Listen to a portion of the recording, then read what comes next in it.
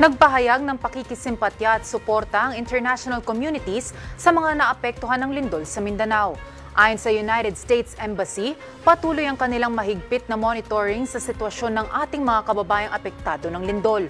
Nakahanda na rin ang Estados Unidos sa pagbibigay ng tulong sa mga residente at komunidad na lubhang naapektuhan ng earthquake.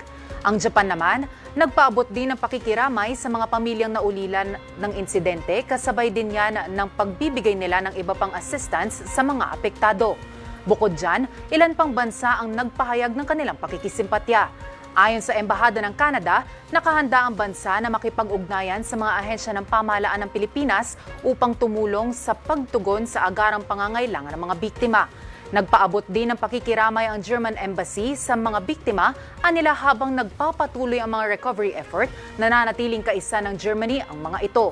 Buong suporta rin ng Italy sa pagkilala sa mga individual at grupong patuloy na nagsasagawa ng relief at recovery operations para sa mga naapektuhan ng kalamidad.